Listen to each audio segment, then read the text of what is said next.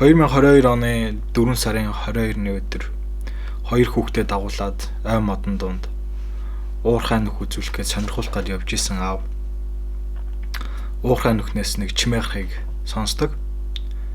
Уурхай нөхлөө нэлээд ойртол сонсох юм бол эмэгтэй хүний зөөлхөн хоолоогоор аврал гуйсан, тусламж гуйсан чимээ гардаг. Аав уурхай нөхлөө нэлээд ойртож очиод өнгөж хараад сайн харах юм бол тэр том уурхай гүнзгий нүхний ёроолд сүлдэж ядарсан нэлээд хэд хоног байсан байх магадaltaй тусламж гуйгаад хэвтчихэдэг. Энэхүү эмэгтэйг харсан аав тэр даруйда онцгой байдлын албаруу залгаж дуудлага өгдөг. Тэгээд энэхүү дуудлагаараа уурхай нүхэн дотор нэг эмэгтэй хүн нэлээд бэрцсэн, гэмтсэн, бас даарсан байдалтай байна. Энэ эмэгтэй ирж гаргаж авахд туслаач гэж дуудлага өгдөг. Энэхүү уурхай нөхөн нь болохоор шивэд улсын Стокгольм хотоос ойролцоогоор 2 цагийн зайтай Авеста болон Нүүрбери гээд хоёр жижигхэн тосгоны голд байдаг Лонгрюван гээд ой модон дунд байдаг хуучин уурхайн том нүх юм байна. Тэгээд уурхайн нүхэн дээр онцгой байдлын албаныхан ирээд дүн шинжилгээ хийгээд тийм нэмэгтэйг гаргаж авахын тулд яаралтай аврах ажиллагаа эхлүүлдэг. Уурхай нөхөн ой модон дунд байсан болохоор онцгой байдлын албаны нэг ажилтан арай гэж олсоор дамжиж доошоо буугаад бууж ордог. Гэтэл энэхүү уурхай нөхөн болохоор газраас 25 м гүнзгий тэгээд нэгтэл рүүгээ жишүүлдэж ухсан асар том хэмжээний уурхай нүх байсан. Уурхайн ёроолд очиод нөгөө эмэгтэйг хараад дүн шинжилгээ хийгээд эмэгтэй хүнд нөгөө доор уурхайн ёроолд байгаа эмэгтэй хүний биеийн байдлыг харахад биеийн байдлыг асуухад эмэгтэй баруун гарандаа бэртэл авсан, ясан цуурсан, тэгээд хамаг бие нь хөхнөөц болсон, сүлдсэн, үлссэн, бас биеийнхээ дулааныг маш ихээр алдсан, сүлдсэн байдалтай олддог. Тэгээд энэхүү эмэгтэйг гаргаж авахын тулд заавал яалтчгүй онгоц дуудах хэрэгтэй болдог. Тэгээд онцгой байдлын албаныхан тасаг руугаа холбогдоод онгоц дуутахад онгоц нь 30 минутын дараа ирээд тэгээд шууд агаар дээрээс дамнуургаа олсоор буулгаж энэ эмэгтэйг аврах ажилд ордог. Уурхай нөхөн ой модон дунд байгаа учраас онгоцоо буулгах, газардуулах газардах ямарч боломжгүй. Тийм учраас газар дээрээс ойролцоогоор 50 м өндөр зайнаас онцгой байдлын албаны бас нэг ажилтан шууд олсоор онгоцноосоо буудаг. Тэгээд доошоогоо нийтдээ 75 м бууна гэсэн үг. Энэхүү уурхай нөхөн газраас 25 м гүнзгий болохоор доошоо буухтаа газраас төргөн тусламжийн нэг сүвлэгч авч доошоо буугаад нөхөн байгаа эмэгтэйд анхан шатны тусламж үзүүлдэг. Тэгээд анхан шатны тусламж үзүүлэх явцдаа энэ эмэгтэйтэй ярилцаж яг юу болсон, яасан ийснийг асуух гэсэн боловч энэхүү эмэгтэй нь өөрөө шивэд хэл мэдэхгүй, шивэдэд ирээд удаагүй, өөр улсын иргэн, тэгээд англи хэл бас мэдэхгүй. Тийм учраас ойлголцоход хүндрэл учирсан. Тэгээд энэхүү эмэгтэй нь бас асар их сүлдэж тэнхээгүй болсон, даарсан, ядарсан учраас энэ эмэгтэйг юуны төрөнд эмнэлэг рүү авчид илүү эмчилгээ хийж энэ эмэгтэйд эмчилгээ хийх шаардлагатай гэж үзээд энэ эмэгтэйг дээш нь дамнуугаар татж гаргаад ойрхон байх эмнэлэг рүү авчиж төрийн тусламж үзүүлдэг. Тэгээд эмнэлэг дээр аваачаад төрийн тусламж үзүүлээд энэ эмэгтэй арай тэнхээтэй болоод эрэхт нь утсаар орчуулах захиалаад цагдаагийн газраас шууд энэ эмэгтэйгээс мэдүүлэг авч эхэлдэг. Яагаад вэ гэхээр онцгой байдлаас энэ уурхай нөхөнд очиод энэ эмэгтэйг уурхай нүхнээс гаргаж авахд энэ эмэгтэй гутал байхгүй, өмсөн хувцас нь уранхаа ноорхоо. Тэгээд 4 сарын сүүлээр гэхэд нэлээд хүүтэн цаг агаартай хүүтэн байгаа газар энэ эмэгтэйгийн өмсөн хувцас нь хитрхийн нэмгэн.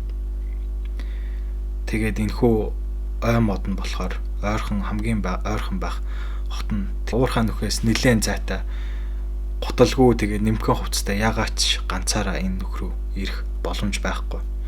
Тэм учраас гадны нөлөө орсон байх магадaltaй мэн гэж үзээд энэ эмэгтэйгээс мэдүүлэг авдаг. Уцаар орчуулагч захиалаад энэ эмэгтэйгээс мэдүүлэг авч эхэлдэг. Тэгээд энэ эмэгтэйгээс мэдүүлэг авч эхлэхэд сонирхолтой зүйл нь юу байсан бэ гэхээр энэ эмэгтэйг таньдаг нэг эрэгтэй найз нь бас эмэгтэй найз хоёр нь нийлж гэрээс нь авах хэрэгтэй байсан. Тэгээд тэр хоёртой уулзаад утасны SIM карт очиж авах тийм зорилготой гэрээсээ гарсан юм байна. Тэгээд гэрээсээ гараад нөгөө хоёртойгоо уулзах гэсэн чинь яасан бэ гэхээр эмэгтэй нэрээгүй зөвхөн эрэгтэй машинтайгаа ирсэн. Эрэгтэй найз нь.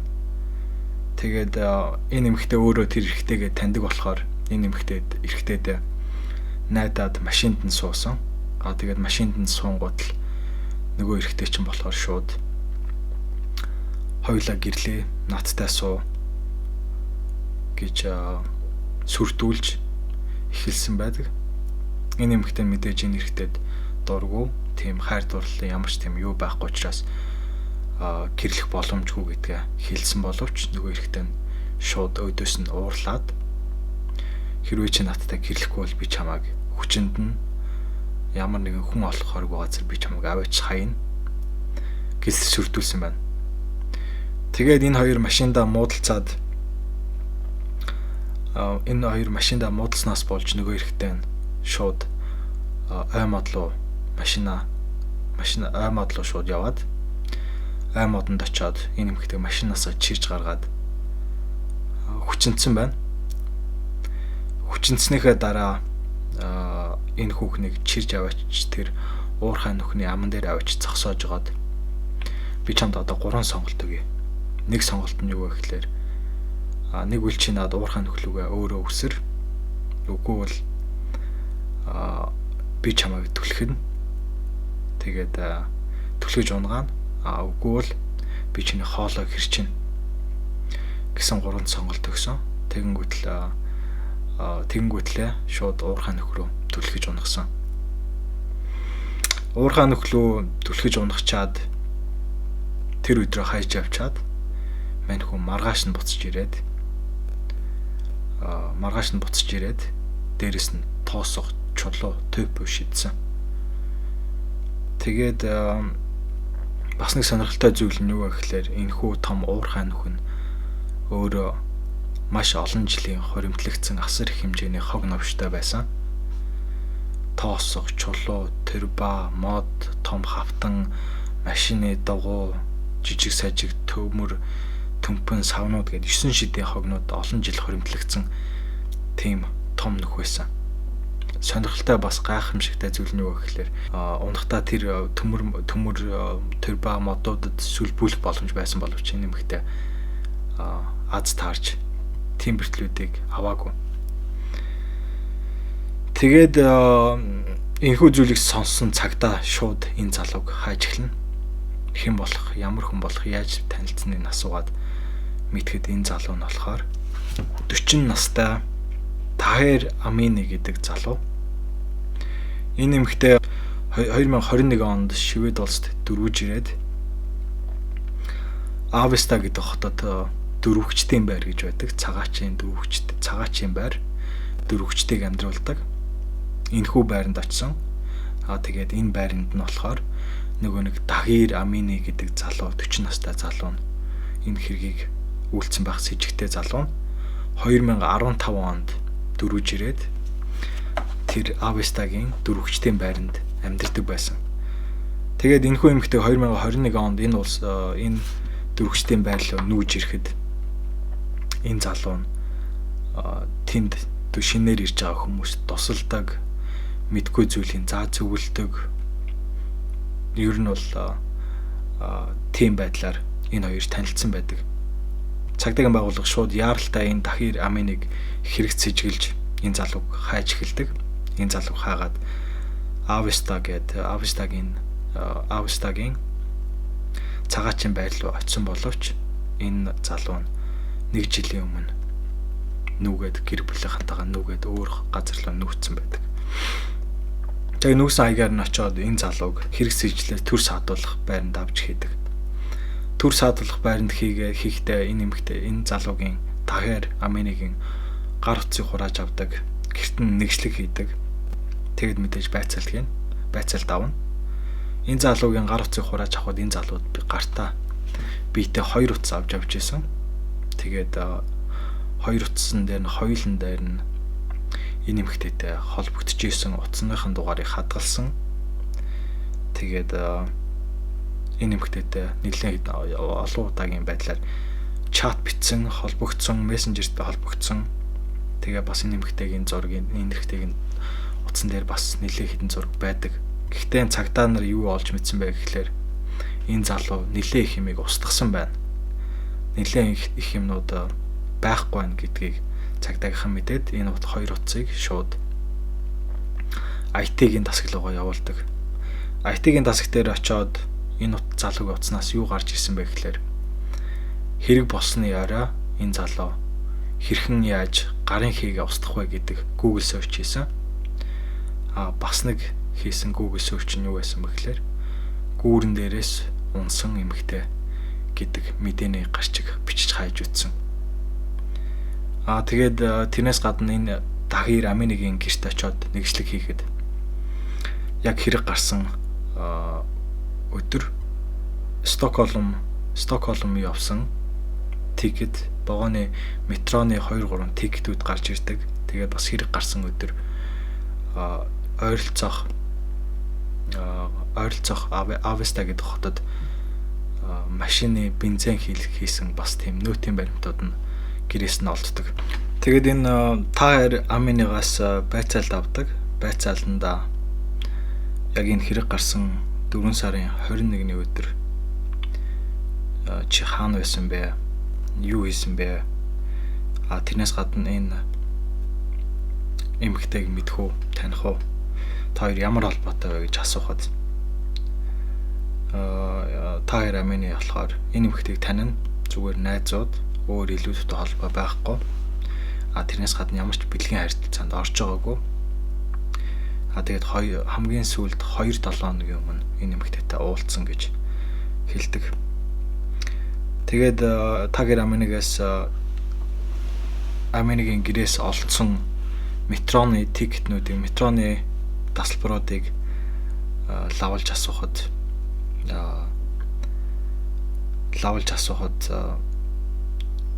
Тахир Аминыгийн хэлж байгаа зүйл нь болохоор централаар дамжаад дээшээгээ Авеста гэдэг хот руу явсан.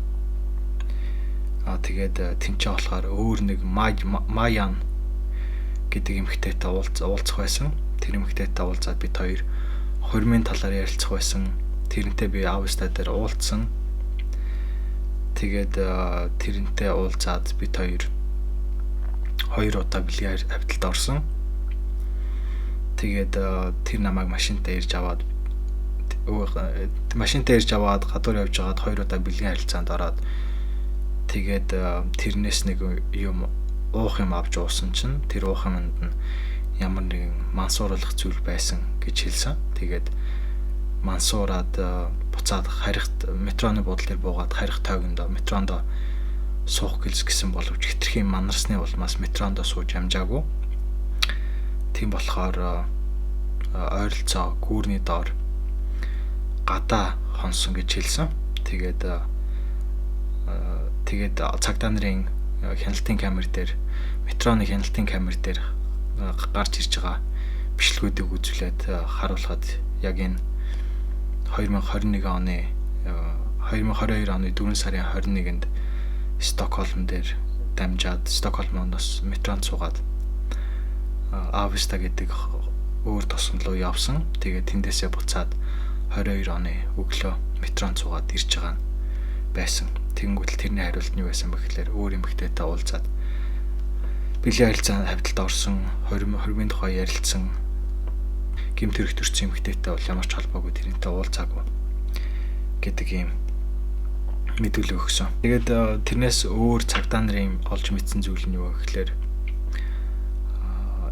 энэ залуугийн утсыг шалгаж үзэхэд GPS нь хаана ямар үед сүлжээ орж ирсэн бэ гэдгийг харуулхад бас яг энэ Ависта тэнгуүтлээ тэр одоо нэг уурхай нөхний ойролцоо гэд хэсэг газруудад мань хүн утсаасаа сүлжээ оруулсан. Тэднэр нь бас тэмдэглэж утсан дээр нь үлдсэн байсан. Тэрийн IT-ийн хэлцүүд нь олж бас гаргаж чадсан байдаг.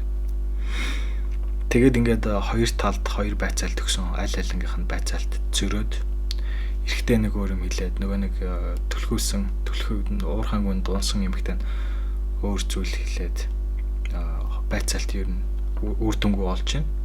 Тэнгүүтэл цагдаа нар цаашаа илүү гүнзгий ухаж үздэг. Нөгөө нөхөн дуунсан эмэгтэй цагдаад бас мэдүүлэг өгтөө.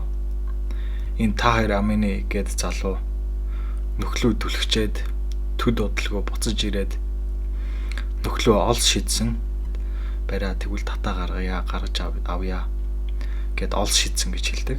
Тэгээд энэ эмэгтэй нь шархныхаа улмаас бас тэрнээс гадна хэрвээ энэ нүхнээс гараад дээшээгээ гарч ирэх юм бол бас энэ өшөө илүү яачхул гэсэн айдснаасаа болоод барьж аваагүй тэрийг тэгээд явуулсан байдаг.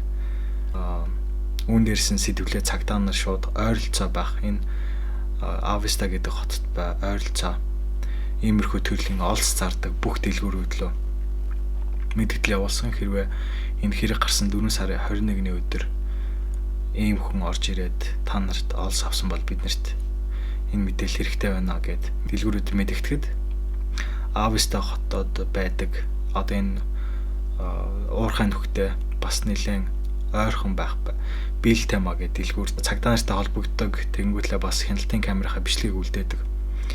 Тэр хяналтын камерын дээр болохоор мань таахэр амины орж ирээд 3 ширхэг буудалтай олс худалдаж аваад гарч явсан хяналтын бичлэгт үлдсэн байдаг.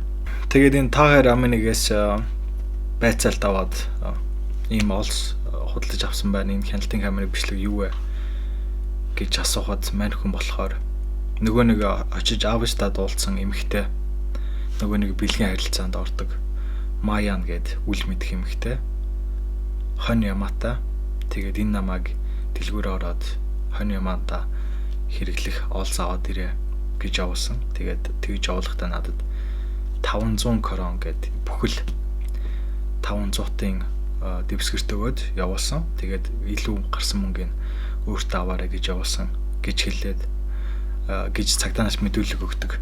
Гэхдээ мань хүн дэлгүүрээс энэ олсыг авахдаа карманаасаа задгай мөнгө гаргаж ирээд яг тоолоод кассанд нөгөөд гарсан. Тэрнээс гадна бас энэ цагт өөрийгөө маналтын байдалтай, мансуурсан байдалтай байсан гэж хэлсэн бол ямар ч тийм мансуурсан юм байхгүй. Бүх юм нь яг энгийн ямар ч мансуурсан байдал байхгүй. Бүр тэрнээс гадна энэ кастан яриа үсгээд ярилцаад гарсан юм үйлдэл нь хяналтын камерт бичигдсэн байдаг. Тэгээд цагдаа нар шууд мэдээж энэ 3 дахь читгээд буюу энэ Маян гэдэг эмэгтэйг хайж эхлэн цагдаа нар энэ таахараас хэн болох, хаана амьдардаг, яг ямар газар амьдардаг, хаана уулзсан гэд мэдүүлэг авахд үнэн зөв мэдээлэл өгөхгүй ийм эмэгтэй байдаг, хаана амьдардгийг мэдэхгүй, жинхэнэ нэрийг мэдэхгүй гэд болзайруулсан тийм яг ямар ч тодорхой бус мэдээлэл мэдүүлэг өгөөд цагдаа нарын эмэгтэйг хаахад хэцүү болдог. Тэгээд хонь ямаатай хотоос нэлээд зайтай амьдардаг гэсэн мэдүүлгүүдийн дагуу хайж үзэхэд ийм эмэгтэй ер нь бол байхгүй гэдэг нь гарч ирдэг. Тэгээд энэ 3 дахь этгээдийг олж чадахгүй ийм хүн байхгүй учраас цагдаа нарт хүндрэл учрна. Яг энэ үед цагдаа нарт нэг нааштай хариу ирдэг. NFC гээд шинжилгээний лабораториос DNA-ийн шинжилгээний хариу ирдэг. Тэр нь болохоор энэ эмэгтэйгийн бэлэг хэрэгтнээс энэ эрэгтэйгийн энэ тахер амины гэдэг залуугийн үрийн шингэн олдсон гэдэг шинжилгээний DNA-ийн хариу ирдэг. Тэгээд энэ нь болохоор нэмэх дөрөв гэдэг нь нэлээд бүр баттай таарж байна. Яг энэ залуугийн өөрийнх нь энэ үрийн шингэн мөн гэдэг тийм DNA шинжилгээ ирдэг. Тэгээд энээс гадна бас NFC-гээс бас нэг өөр шинжилгээний хариу ирдэг нь энэ эрэгтэйгийн дотор хувцснаас одоо нүхэн дотор унсан байсан эмэгтэйгийн DNA олдсон гэдэг бас хариу ирсэн. Тэгэхээр ингээд хоёр DNA-ийн хариу хоёулаа позитив болоод хүрээд ирнэ. Үүнийг цагтаа нар энэ одоо DNA-ийн шинжилгээний хариуг цагтаа нар тахер аминигээс асуухад одоо энэ эмэгтэйгийн бэлэг хэрэгтнээс чиний үрийн шингэн гараад хэлээ. Энэ болж байна. Чи энэ эмэгтэйтэй хавьталд ороогүй энэ эмэгтэйг танихгүй гэсэн биз дээ гэсэн чинь энэ эмэгтэйгийн хариулт нь юу байсан бэ гэхээр ямар ч тийм болоогүй. Яагаад тийм болсныг мэдэхгүй байна. Гэхдээ энэ эмэгтэй нөгөө нэг миний очиж уулзсан Маян гэдэг нөгөө нэг гуравдагчд гэдгийг танин. Тийм болохоор энэ хоёр бас эсвэл хавьталд орсон байж магадгүй. Тэгээд энэ хоёр хавьталд ороод энэ хоёр бэлгийн хавьталд орсон байж магадгүй. Тэгэхээр энэ хоёр бэлгийн хавьталд ороход миний үрийн шингэн нөгөө нэг нөхөн дунсан эмэгтэйгийн бэлэг хэрэгтэнд орсон байх магадaltaй байж магадгүй. Би мэдэхгүй гэд бол зайруулсан тийм хариу мэдгүй гэсэн хариу өгсөн байдаг. Тэгээд үүнээс хэрэг гарснаас 6 сарын дараа 2022 оны 9 сарын 19-нд энэ бүх эд мөрийн баримтуудыг цуглуулад шүүх хурлуулдаг. Дахиад 2022 оны 10 сарын 22-нд шүүхийн хариу гардаг. Тэр нь юу гэж гардаг вэ гэхээр энэ эрэгтэй нь хүн хүчинтсэн хүний амь насанд халдах гэж завдсан хэрэг үүсгээд энэ хоёр дээр хоёулын дээр нь яллагдагч болоод хэрэг тундаг. Шүүхээс энэ залууд бүх насаараа хорих бас тэрнээс гадна Швед улсаас хөөж явуулах гэсэн ийм хоёр тийм юу гарсан юм байна. Ял оноос юм байна. Тэгээд ягаад ийм хоёр ял онооч вэ гэхээр яг энэ залуу нь өөрөө Швед улсад дөрөвч байсан. Цагаачлагч байсан. Тийм учраас Швед улсын иргэн болж амжаагүй, Швед паспорт байхгүй байсан гэсэн үг энэ яг шүүх хурал болох хугацаанд. Тийм учраас шууд ямар нэг ийм том хэмжээний хэрэг гарах юм бол одоо нэг цагаач дээр байсан бичиг баримттайхан үйл явц шууд арчигдана. Тэгээд энэ залууг шууд ийм том хэрэгт буруутгах юм бол шууд энэ залууг шууд ялтан болж явах юм бол шууд энэ залууг шууд нас Швед улсаас хөөж гарах юм юу гарч ирдэг.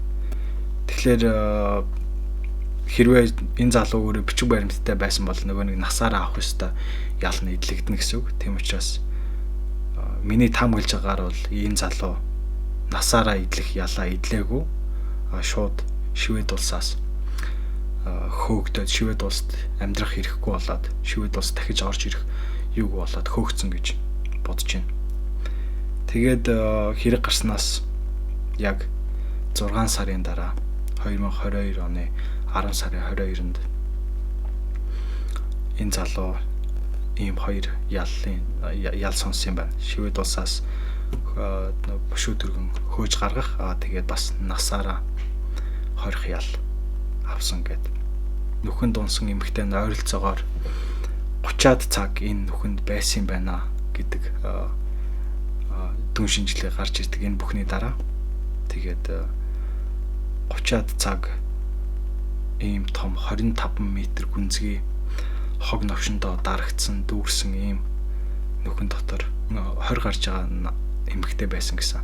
Энэ эмэгтэй нь өөрөө тэгээд өөр таньж мэдэх хүн байхгүй Швед улс төрөөд зөвхөн ганц жил болж байгаа. Тэгэнгүүт л ганц таньж байгаа хүн нь ганц тусалж исэн хүн нь бараг 40 настай гэхлээр чинь өөрийнх нь бараг энэ эмэгтэйгийн аав шиг залуу байгаа байхгүй. Бараг магадгүй аав шиг үзчихсэн хүн нь гинт ирэнгүүтлээ өөртөөгөө хоримахи суу гэрэл гэдэг шаардлага тавиад тэгэнгүүтлээ үгүй гингүүтэл татгалзан готл шууд хүчнэдэнгүүтлээ ийм том 25 м нөхлөв шидсэн. Ийм том нөхлөв шидэд бараг амийн нөгөөтгөх гэж оролдоод 2 удаа оролцсон байгаа шүү дээ. Энэ нөхлөв шидэж нэг амийн нөгөөтгөх гэж оролцсон. Тэнгүүтлээ артаас нь бас тоосоо тойпо шидсэн ийм хэрэг гарсан байна 2022 оны 4 сарын 22-нд.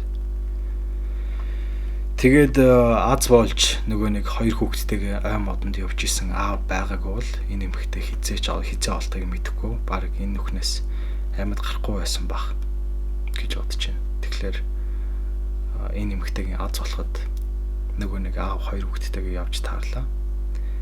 Тэгээд ийм хэрэг 2022 оны 4 сарын 22-нд Швед улсад гарсан байна. Тэгээд энэ бол миний эхний удаа хийж байгаа Швед улсад болсон явдал байлаа.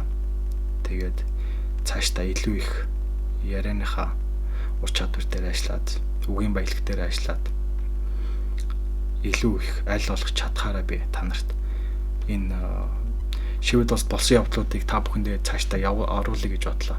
Тэгээд таалагдсан бол лайк, share хийгээрэй. Тэгэнгүүтлээ тэрнээс гадна бас subscribe дарахаа мартав guys. Тэгээд үзсэн баярлалаа. Peace out.